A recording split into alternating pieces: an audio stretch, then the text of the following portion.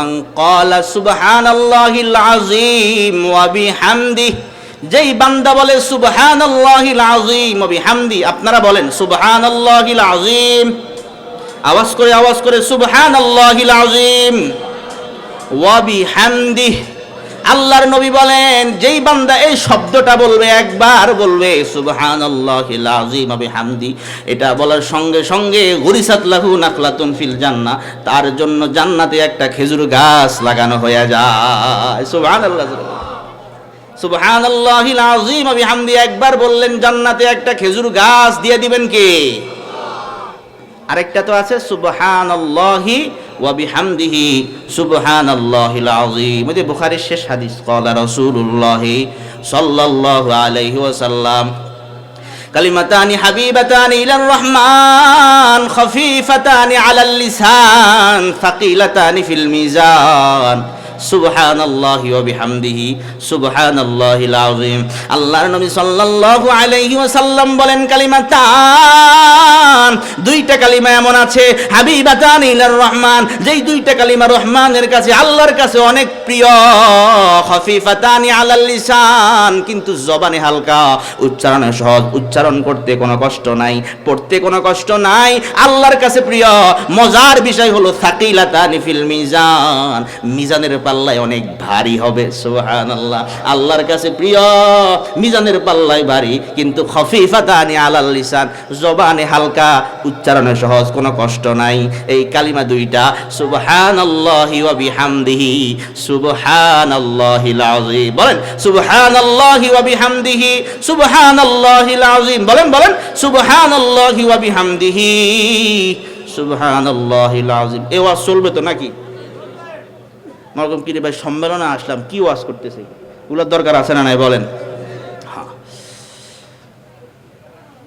ইবনে মাজাহ শরীফ একটা হাদিসের কিতাব, ইবনে মাজাহ শরীফের 3807 নম্বর হাদিস। عن أبي هريرة رضي الله تعالى عنه قال, নবীর সাহাবী আবু হুরায়রা রাদিয়াল্লাহু তাআলা আনহু থেকে বর্ণিত, তিনি বলেন আন্না রাসূলুল্লাহি সাল্লাল্লাহু আলাইহি ওয়াসাল্লাম মাররা বিহি ওয়া হুয়া ইয়াগরিসু গারসা।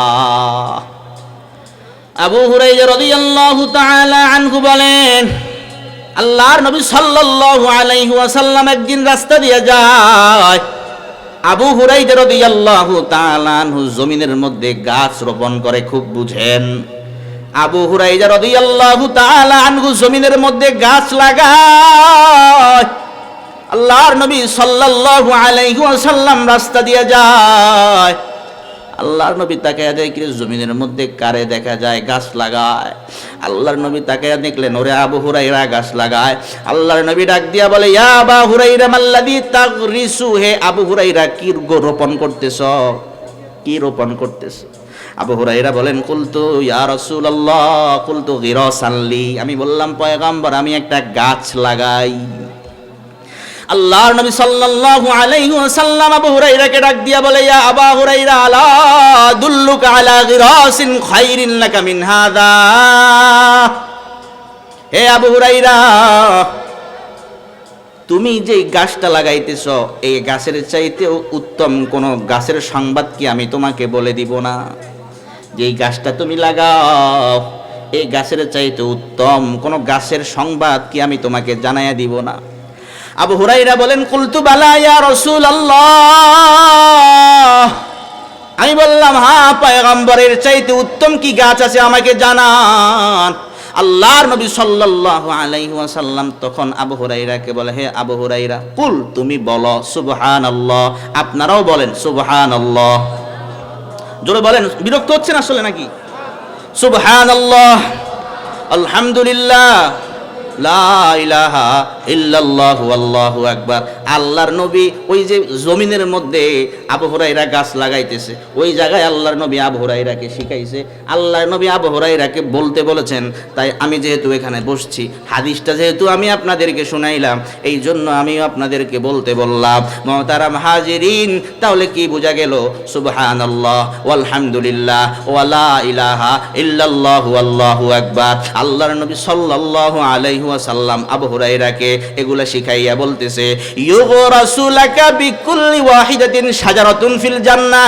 এ আবু হুরায়রা, এই যে সুবহানাল্লাহ ওয়ালহামদুলিল্লাহ ওয়া লা ইলাহা ইল্লাল্লাহু আল্লাহু আকবার, এগুলা যে তুমি পড়বা, এগুলার প্রত্যেকটার জন্য তোমার জন্য জান্নাতে একটা গাছ লাগানো হয়ে যাবে। সুবহানাল্লাহ।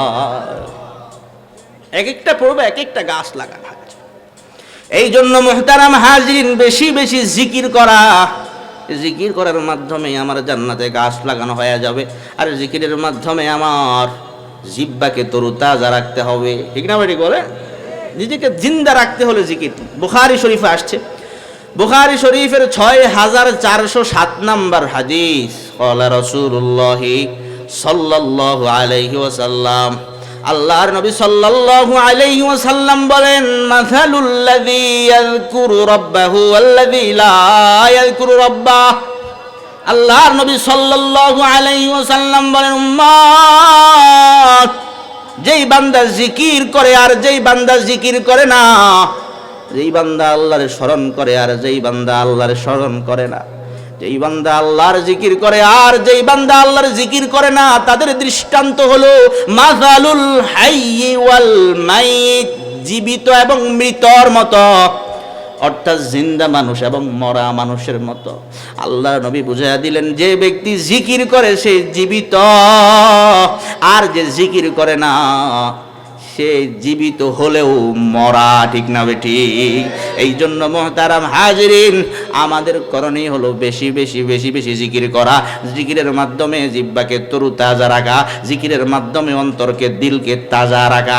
আল্লাহ পাক রব্বুল আলামিন নিজেই জিকিরের ব্যাপারে আদেশ করেন। কোরআন শরীফে একটা সূরা আছে, সূরা আহজাব, সূরা আহজাব আয়াত নাম্বার 41। আল্লাহ বলেন, ইয়া আইয়ুহাল্লাযীনা আমানু যকুরুল্লাহ, ইয়া আইয়ুহাল্লাযীনা আমানু যকুরুল্লাহ যিকরান কাসীরা। আল্লাহ পাক রব্বুল আলামিন বলেন, হে ঈমানদার, তোমরা বেশি বেশি পরিমাণ আল্লাহ তাআলার জিকির করো। কার অর্ডার? যিকরে হক আমদ গজায়ে রুহেরা, जिक्र हक आमद गज़ाए रूहेरा, मरहमा मादे दिले मजरूहेरा, खाने पीने की ज़रूरत तन बचाने के लिए, देखिए ना, खाने पीने की ज़रूरत तन बचाने के लिए, जिक्र रब की है ज़रूरत दिल बचाने के लिए, जिक्र रब की है ज़रूरत दिल बचाने के लिए। শরীর ঠিক রাখার জন্য তুমি পানাহার করো, আর যদি তোমার অন্তরকে জিন্দা রাখতে চাও তো রবের জিকির করো, ঠিক না বেঠিক? জোরে বলেন। হ্যাঁ হ্যাঁ মুহতারাম হাজিরিন, আল্লাহ বলেন, ইয়া আইয়ুহাল্লাযীনা আমানু যকুরুল্লাহ যিকরান কাসীরা। এই ইমানদার, বেশি বেশি পরিমাণ তোমরা আল্লাহ তাআলার জিকির করো। তাহলে মুহতারাম হাজিরিন, আমি যেটা বুঝাইতে চাইলাম, রমজানে যেমনি ভাবে আপনারা বেশি বেশি আল্লাহ তাআলার জিকির করেছেন, আল্লাহকে স্মরণ করেছেন, রমজানের বাহিরেও এই আমলটা ধরে রাখা, বেশি বেশি আল্লাহর জিকির করা, করবো তো ইনশাআল্লাহ। এরপরে আরেকটা করণীয় হলো, রমজান ছিল কোরআন নাজিলের মাস, ঠিক না? সূরা বাকারা আয়াত নাম্বার 185, আল্লাহ বলেন, শাহরু রমাদানাল্লাযী উনজিলা ফীহিল কুরআন। আল্লাহ পাক রব্বুল আলামিন বলেন, রমজান মাস হলো এমন মাস, উনজিলা ফীহিল কুরআন, যেই মাসে কোরআন নাজিল করা হয়। রমজান মাস যেহেতু কোরআনের মাস, এই জন্য এই মাসে আপনারা বেশি বেশি কোরআন তেলাওয়াত করেছেন। ওই আমলটা এখনো ধরে রাখবেন, রমজানের পরেও আপনারা কোরআন তেলাওয়াত বেশি বেশি করবেন। কোরআন তেলাওয়াত ছাড়বো না, কোরআন তেলাওয়াত করবো তো ইনশাআল্লাহ। কোরআন তেলাওয়াত সূরা ফুরকান আয়াত নাম্বার 30, আল্লাহ বলেন, ওয়া ক্বালার রাসূলু ইয়া রাব ইন্না কওমি ইত্তাখাযু হাযাল কুরআনা মাহজুরা। রাসূল অভিযোগ করে বলবেন, এই আমার সম্প্রদায় কোরআন ছেড়ে দিয়েছে, কোরআনকে পরিত্যাজ্য বলে গণনা করেছে। এই জন্য কোরআন তেলাওয়াত পরিত্যাগ করা যাবে না, কোরআন ছাড়া যাবে না, বেশি বেশি কোরআন তেলাওয়াত আপনাকে করতে হবে। মুহতারাম হাজির।